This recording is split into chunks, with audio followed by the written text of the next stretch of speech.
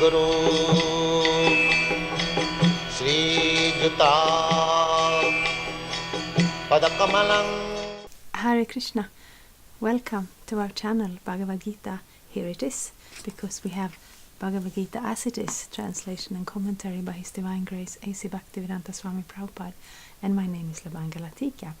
We are in the 8th chapter, which is called Attaining the Supreme. So now when we have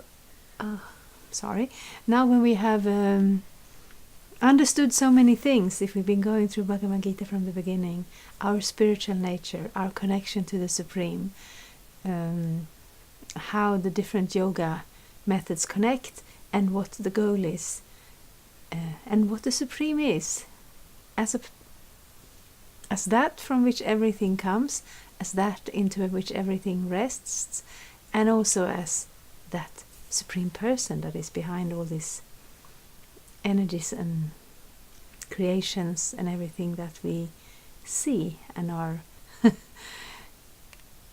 moved around in this world by. They're all different facets of the Lord's energy, but the Krishna is also his own Supreme Person, who is here in the Bhagavad-gita speaking to Arjuna, and through those words reaching out to us across the time and space.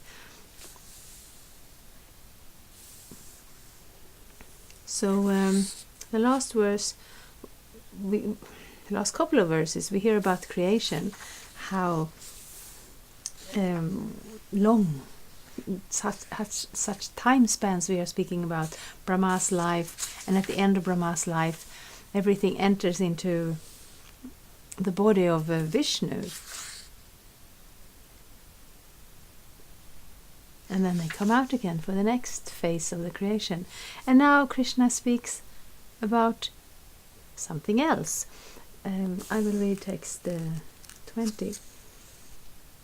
Parastasmat tubhavonyo vyakto vyaktat sanatanaha yasa sarveshu bhuteshu nashyatsu navinashyati. Para, transcendental. Tasmat, to that, to, but, bhava, nature.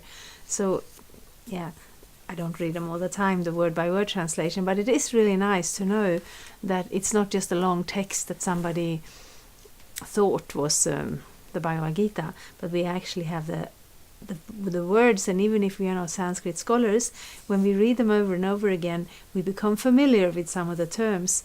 So, it kind of keeps the focus where it belongs.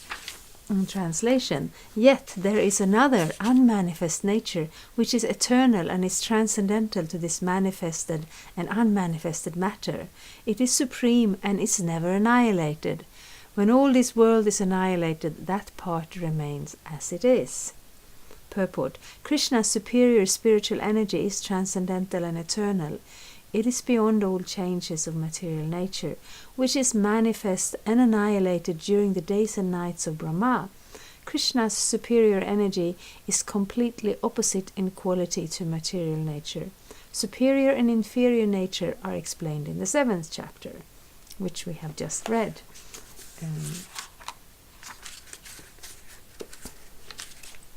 Knowledge of the Absolute. So we get to know the knowledge of the Absolute, and we get to know how to go there.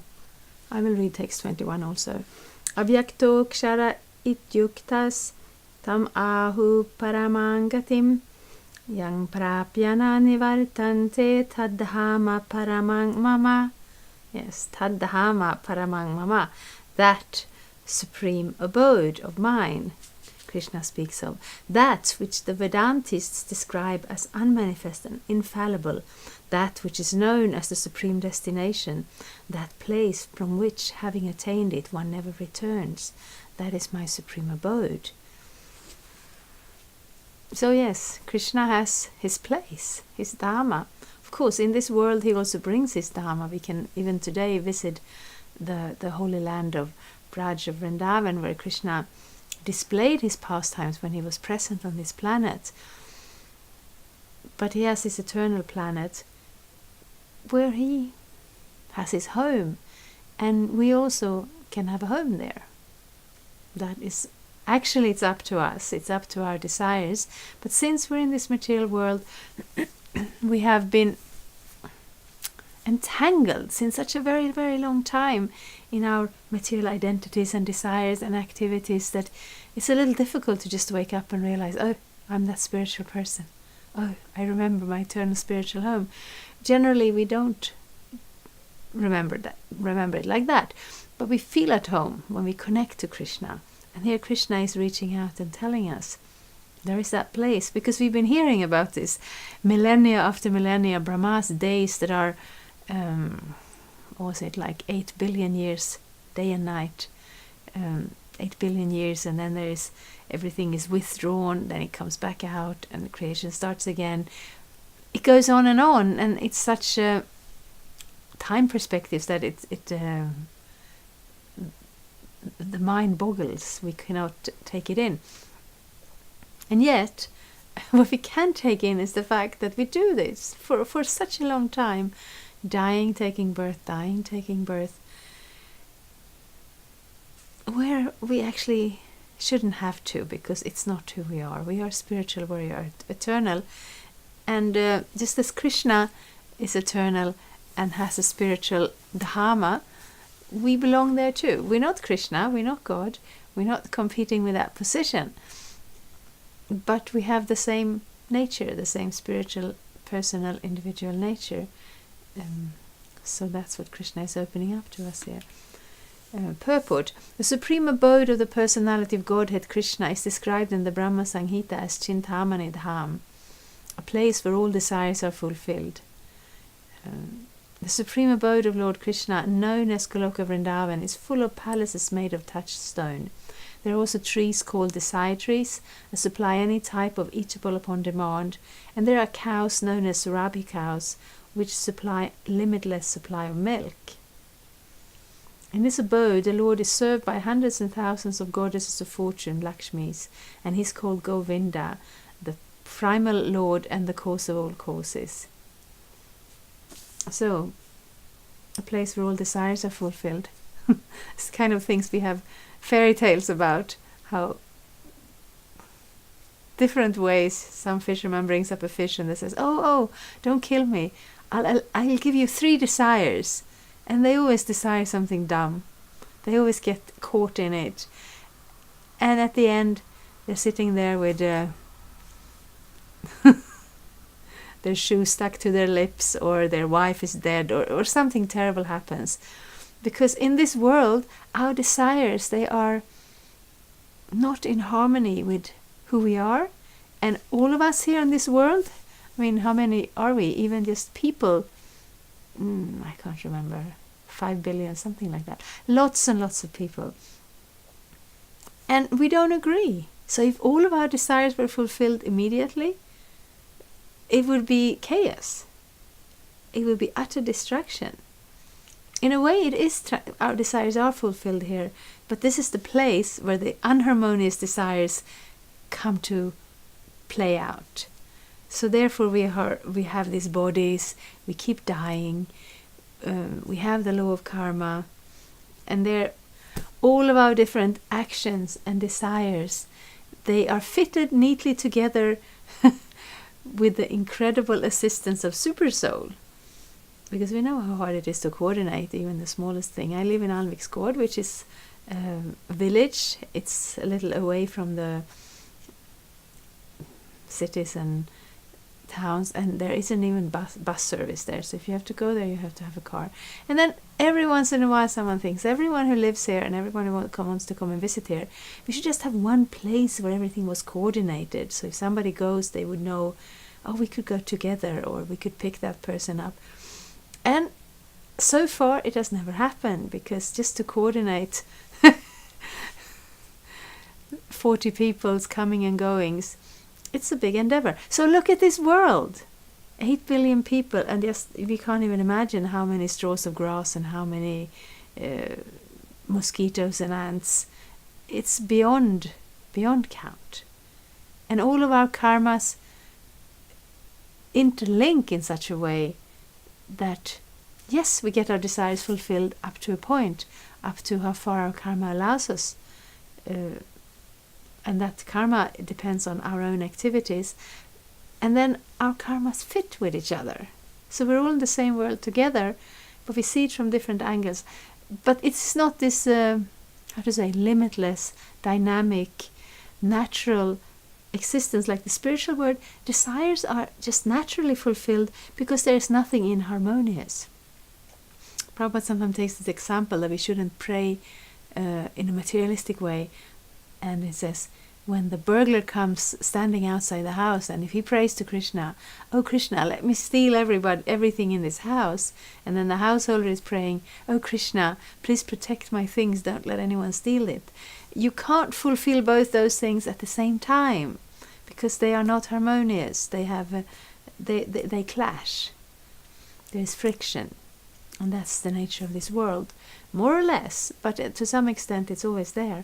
Whereas in the spiritual world there is no such disharmony, because all the desires, all the individuals are very different in so many ways, but everything is aimed at pleasing Krishna. Everyone has this love for Krishna. And then if somebody goes to the tree and thinks, "Oh, I would like to make a nice preparation, maybe a nice chutney, maybe I want to pluck the plums off the tree and cook a chutney," then there's no problem. Maybe one of the cowboys wants to go out and play with Krishna, and somebody's stealing his lunch bag, and his mother is thinking, "How do I make the best butter for him so he doesn't have to go around and steal the neighbor's butters?" So all these things are happening, and naturally our desires are fulfilled, because naturally our desires harmonize together. So there are no friction like that, no envy, no fear. All those things, we leave them here in the material world, but we are invited to go back to that place. We just need to find that inner harmony, find our real identity and our real desires in connection with Krishna. It's quite possible. So these descriptions here are coming from the Brahma Samhita, which is verses spoken by Lord Brahma, and which Lord Chaitanya actually found in a temple when he lived here on this earth 500 years ago. The Lord is accustomed to blow his flute, venum kvanantam. His transcendental form is the most attractive in all the worlds. His eyes are like lotus petals, and the color of his body is like the color of clouds. Yeah, it's described as fresh as a new monsoon cloud. It's very deep, blackish, bluish kind of color. He's so attractive that his beauty excels that of thousands of cupids. So Cupid's considered to be the god of love, and he's there also in the Vedic tradition, where he's not a little, we sometimes have this kind of naive picture of an angel with a bow and arrow, but he's very attractive, and he's creating that sort of desire in everybody in this world. Of course, just taking it out because people also have it naturally. Krishna is more attractive. It's always more attractive. He wears saffron cloth, a garland around his neck, and a peacock feather in his hair. In the Bhagavad-gita, Lord Krishna gives only a small hint of his personal abode, Goloka Vrindavan, which is the supermost planet in the spiritual kingdom. A vivid description is given in the Brahma Samhita. Vedic literatures, Katha Upanishad, state that there is nothing superior to the abode of the Supreme Godhead, and that abode is the ultimate destination. Purushangna parang kinchit sakashtha paramagati. When one attains to it, he never returns to the material world. Krishna's supreme abode and Krishna himself are non-different, being of the same quality. On this earth, Vrindavan, 90 miles southeast of Delhi, is a replica of that supreme Goloka Vrindavan located in the spiritual sky. When Krishna descends on this earth, he is sported on that particular tract of land known as Vrindavan, comprising about 168 square miles in the district of Mathura in India. Yes, so that's what we get here with Srila Prabhupada's commentary on the Bhagavad-gita, we get a little more than the Bhagavad-gita, because Bhagavad-gita is considered the ABC of spiritual life. And of course, you get pretty far with the ABC, because it opens up that dimension. Like if you have a whole library full of knowledge, but you don't know your ABCs, you can't get very much out of the books. But once you have your ABC, it opens up. But it doesn't end with the Bhagavad Gita, and here we're getting more information from the Brahma Samhita, and sometimes we get more information from the Srimad Bhagavatam, from different scriptures, and also from different persons who have been living according to this philosophy throughout the ages. So, yes, it's such a gift. And it's so wonderful, because sometimes we're thinking how and where and what to do, but we also need to allow our hearts to be drawn to that Krishna, that beautiful Krishna with eyes like lotus petals, with the hue of a fresh monsoon cloud, with a garland around his neck, and a peacock feather that he sticks in his hair. So that's Krishna's beauty in Vrindavan. It's not exactly majestic. It is more fresh and youthful and dynamic and fun. So maybe in Vaikuntha, or maybe in the palaces of this world, there is a lot of gold and marble and opulences. But in Vrindavan, of course, it's also lovely. They have jewels and silk and beautiful colors. But they will arrange for Krishna a sitting place in the groves of Vrindavan, where they build it up with flowers and leaves and garlands. And these simple natural things that are, of course, for us, they're also very opulent, because if we would like flowers like that, we would have to go to a shop and spend all our money, and then the flowers would die after a couple of hours. So yes, but it is not impressive, and there is no distance. When Krishna is in Vrindavan, he's very close to his devotees, and we hear of those devotees, we hear of Krishna, and we're invited. That's a place where we can go. And when we go there, we don't have to worry that we run out of good karma, or that we get bored or something like that, because it is our very nature to be happy in that situation, that relationship to Krishna. And that's what Bhagavad Gita is all about. We get to know Krishna, and we are invited to go back. And once we actually do that, there is no more fear. There is no worries of any kind. We deal with the here and now in a good way, in a responsible way, in a philosophical way. But we keep our eyes on the reality of eternity in that abode of Krishna. Thank you so much. Hare Krishna. And of course, I'll remind you that I have some information in the box. I have playlists for all the chapters. I have links for some few other things. And if there are any questions or comments, it's more than welcome. Thanks you so much. Thank you for watching. We aim for updates every Tuesday and Friday. Please come back. If you have any questions or comments, please leave them down there. We also have some links and information for you. And there is, of course, the subscribe button. Thank you. Hare Krishna. I'm a Hare Krishna, and I approve this message. Subscribe. Hare Krishna, Krishna Krishna, Hare Hare, Hare Rama.